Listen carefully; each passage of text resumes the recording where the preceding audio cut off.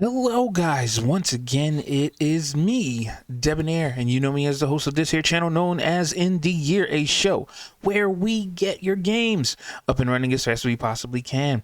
In today's video, we're going to give you a little tip when it comes to making your characters have different control methods depending upon which world they inhabit or which spaces they inhabit. If that sounds like something you are into, if it sounds like something you can understand, you know what to do. But if you don't know what to do, please rate, comment, subscribe, upvote, hit the follow, hit the subscribe button, hit the notification bell so you know as soon as I put my newest content out. But please, most importantly, do share. If you want access to this as well as other BB docs, you have to subscribe and make sure that you share so that we can get to 1,000 subscribers. Once we get to 1,000 subscribers, any and all BB docs that we have available in our awesome ginormous library will be placed in the description section of the corresponding video that it goes with so that you guys can get your games up and running even more efficiently. Let's get into today's video where again I give you a little hint on how you can have your character move in a specific manner depending on which worlds you place the character in. Now, initially, when you make a character, you're probably going to have of the movement. You're going to have the way that the character moves located specifically inside the character, right? So if you have your character using the directional pad or the joystick type movement inside of the character, then that's the way that you're going to have your character behave. If we go into my undernet, we will have, get access to everything. And if we hit play, okay, our character is going to move based upon what we press on the screen using the joystick. All right. We already have a joystick in the scene, okay, or a joystick on the UI screen. And this joystick here functions like this. Oh, cool. I already have it in the right mode. So this joystick here, all right, this is just how it works. This is just how it functions, okay? We have another joystick here in order to control the camera, all right? We have a button here in order to be ready for attacking, blasting, but of course, in my game, you must make sure that you equipped the blaster before you head out into battle. However, I think I should probably have a button that allows you to equip weaponry immediately, regardless whether you're in battle or not. I think that could help out a lot. And this is achieved inside of our character. We're currently using megaman.exe. And inside the character, we have, where did it go? We have, here we go. We have a move in direction.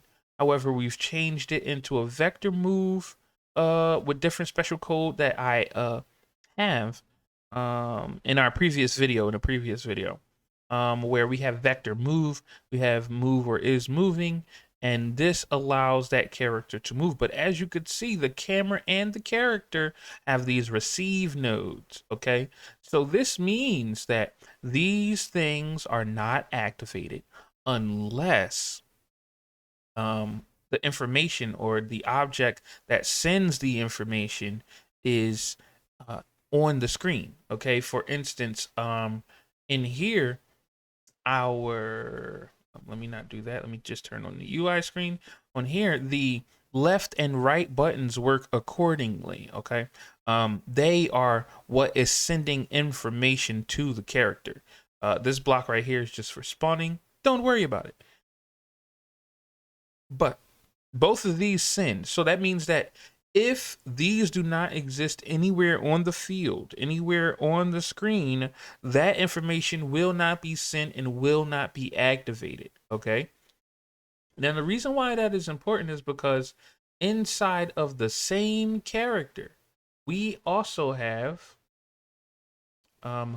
movement information or if the character is in the battle ready screen. Our battle ready screen looks like this here. Battle ready here. Oops, that is the UI, which has nothing on it currently yet. Battle ready scene looks like this here. Okay, and in this scene, we just have a 3x9 grid with made of blocks. This is where the battles are going to take place for us, and this requires us to have different kinds of movement. Our different kind of movement is going to be up, down, left, and right. In fact, let's use our player spawner right now for you guys, so you guys can see the movement in action. Our player spawner is now on here.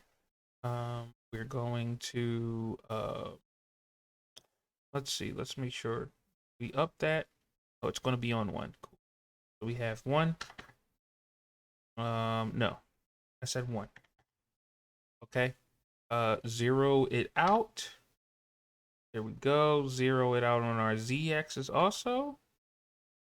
Something like this. Okay, and it's not directly in the middle. I guess we just really suck at positioning. Let's find out, because that's where I want it at. I want it in the middle. Okay. As I said, this is our player spawner. It only spawns the player. After it spawns the player, its job is done and it is defeated. It looks like we have -9 here. And it looks like we have 8 here. Okay. Something like that. And now when we hit play, our character should spawn.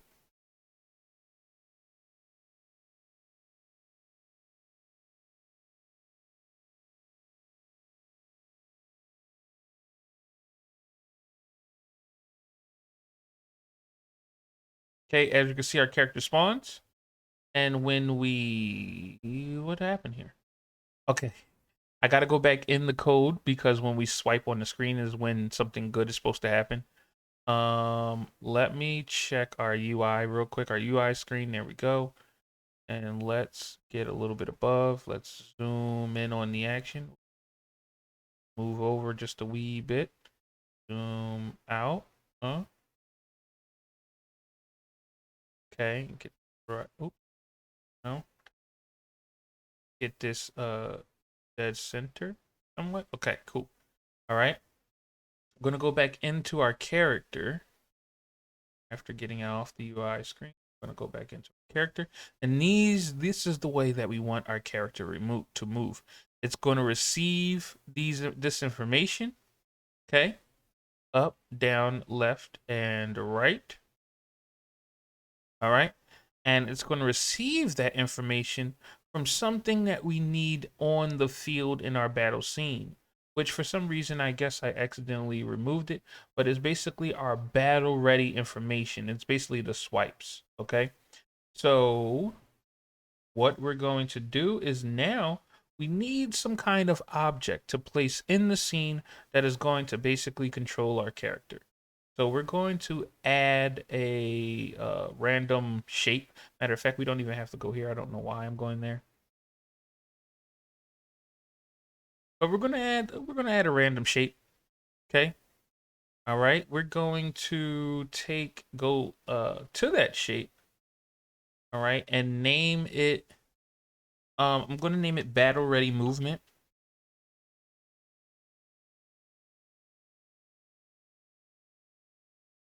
I feel like I've done this before, but maybe I deleted it by accident. We're going to remove, it's not going to have any dynamics or physics to it. It's just here to make sure that everything works properly. Next, after we called it Battle Ready Movement, we're going to go inside of it. And all I really want to put is send nodes and receive nodes. Well, no, send nodes specifically. We're going to have at least 4 of those up, down, left, and right. So whoops. So here we'll duplicate 4 times.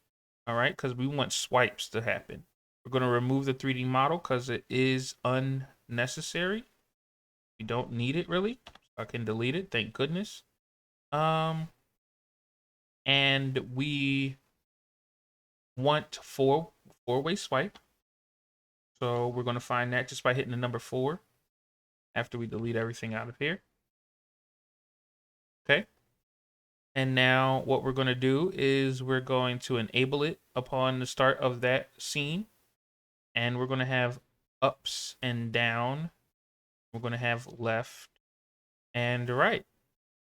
Now in our character, we already have receive nodes here. And those receive nodes are waiting for information up, down, left, and right. And then after those positions are executed, or during the same time that these position animation are executed, I like to have these animations: my standing dodge, forward, backward, up, and down, and this battle ready like stance. I have that also executed. So going to go back into the battle ready mode, remove this information here because you can actually name, you can have a group name or event group name, if you will, and that will only be listened to, or this information will only be listened to by things in that group. So I definitely do like that. But now that we've removed that, we can just simply do up. Now I have capitalized them, but you could have lowercase if you want. Down. I'm just so used to writing properly. So it is that. Left. And hopefully I did that in my previous part. Right. Also, to guarantee that you write everything correctly or have everything correct, you could simply copy and paste. Let's see, up, down, left, and right. Wonderful, wonderful. Okay. And this is looking for the ready part. So I guess I should make one more node, one more send node, and that way, this happens on start. The character automatically acts like they're ready. So what we're going to do is we're going to have ready. I have a ready stance that I created using Mixamo. Links are going to be in the description, at least to that. So now if I hit, oh, nope, don't hit play there, because everything has not been connected properly just yet. So I'm going to only hit that in the battle scene. We hit play now.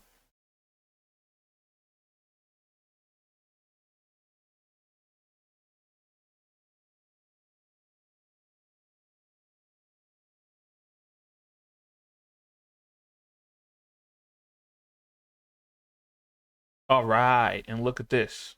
Bam, battle ready. Look at that. And our character is moving up, down, left, and right.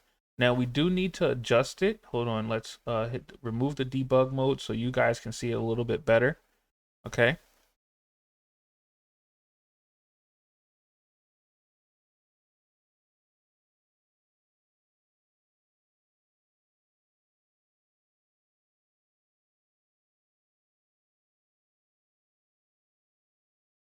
There we go. So as you can see, he's relaxed right now. And then as soon as I move him, he's ready.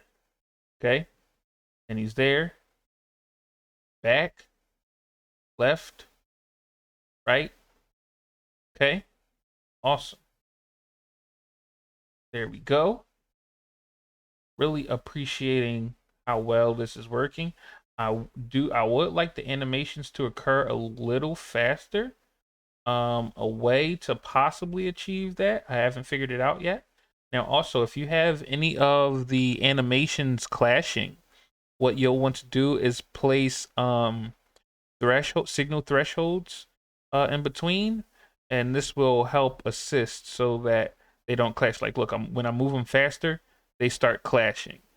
So if you put signal thresholds in between, then you can guarantee that you'll have better looking animations. Also, if you desire, you can speed up the animations so they occur a little bit faster. All right. But I'm definitely going to take and save this since everything is working properly. And all the work, definitely save your progress, guys. But the reason why I definitely you have to have separate nodes for movement, or you have to have separate things that manipulate movement is because if you do not, some things clash, some things mess up. For instance, the four-way movement in Buildbox. Okay, let me see the back. This four-way movement is enabled regardless of whether you have your character on the field. I mean, yeah, your character on the field, and regardless whether you have this connected to a start node or not. I think there's something in the way that it has been implemented that causes it to automatically start. Maybe let me see, hold on.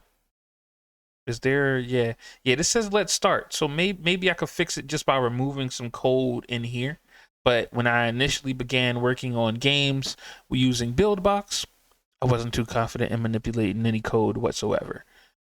So, but with that being said, I think if we remove let start, then it'll only be enabled when it is connected. Cause see, this has enabled, right? So maybe that could fix it. But I'll test that in the future.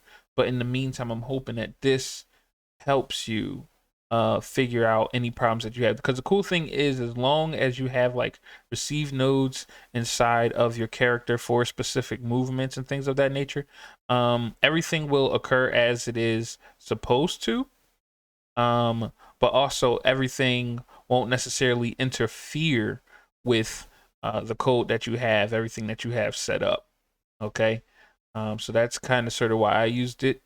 And I think that others should use it also. This way you can put any of this kind of code into any character and everything automatically works.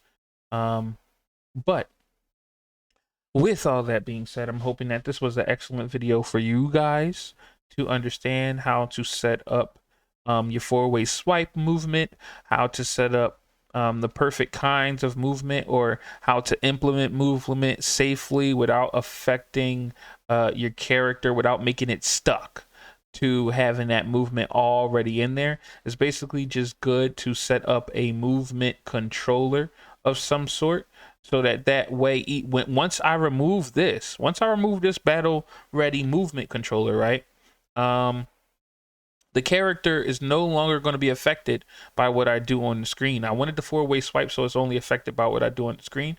But now that I move that one controller, it has all my information that I need in there. Once I remove it, I can manipulate the scene any way that I want. And look, nothing happens now, just simply because I remove that. So one thing can control everything relatively easily, relatively quickly, and it just helps out a lot. If this has helped you, let me know in the comment section below. And if you need help, definitely let me know so I can help you get your game up and running as fast as I possibly can. I am Debonair. You know me as the host of this here channel known as In the Year, a show where we get your games up and running as fast as we possibly can. And if you want to be more efficient, if you want to do it a little bit faster, all you have to do is help us by getting us to 1,000 subscribers by rating, commenting, subscribing, or following, hitting the notification bell so you know as soon as I put the newest content out. But most importantly, please do share, because once we get to 1,000 subscribers, we will release the BB docs for any and all projects that we're currently working on, so that you can use that information to get your games up and running. I'll see you guys in the next video, where I don't know necessarily what we're going to do, but I definitely do know that you will enjoy it. Until then, enjoy the rest of your Until then, enjoy the rest of your day.